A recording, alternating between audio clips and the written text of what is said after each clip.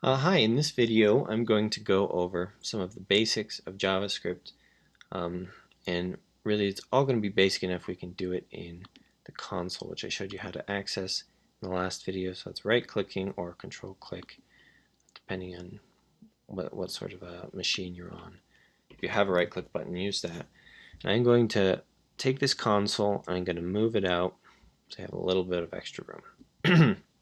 So if you remember in the last video we did the following: window.alert, my message, right? And then we got that. So some things to understand here. First of all commands in JavaScript are basically going to end in a semicolon. So hey, I probably shouldn't call them commands. All statements in JavaScript are going to end in a semicolon. So that's sort of like a period in natural language, or I guess a period in written language. Second of all, we have this object you're going to use a lot called window. And if you just type window semicolon, you'll get all this information right here. An object is a collection of data and processes that move together. And within window, there's all sorts of stuff you can access by pressing dot.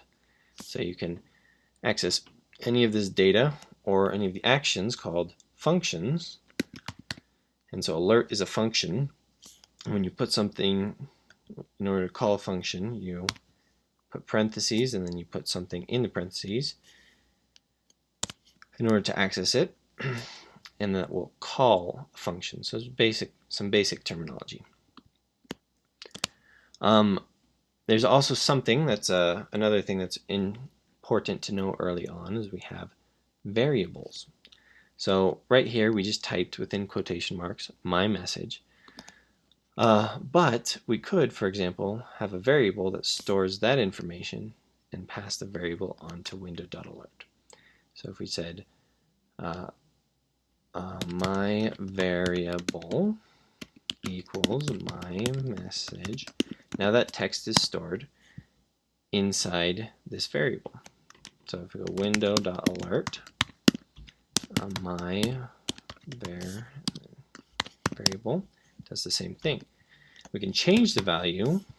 My variable equals new message. Sorry. Window.alert, my variable. And now it has a new message. So this sort of variable here is a global variable. It doesn't have, in order to create it, we just say the variable name, which has to start with a letter or an underscore, equals, and then some data. Global variables don't have anything right there in front. There are also other ways to declare a variable. You've probably seen if you've looked into this very much. The var word. This creates a specific kind of variable. We'll talk about the differences between this kind and another kind later, but for now, just know it's changeable. You can put a number in there, for example. We have const. This is not changeable. So if we tried to reassign that after we've created it, so we create it, and then we try to add a new value to it, it won't let us. And then we have let, which is another changeable option. Sorry, num equals 8. Let can be changed, so we can set that to 9. So variables declared with out a keyword, with var, with const, and with let all have different scopes, which means different situations in which you can access them.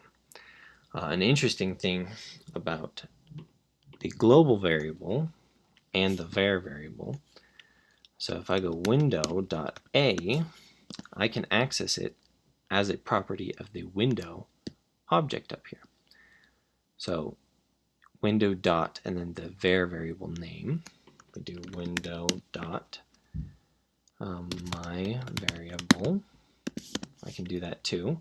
If I do window dot num, it's undefined, which means there's nothing in it. So let, and actually I believe const, let and const will not make these variables properties or data within the window object. However, var and creating a variable without any keyword will. So those are important things to remember. Variables are important. You'll use them everywhere, so just keep that in mind and try practicing these things out. It'll help you with what we're moving to next.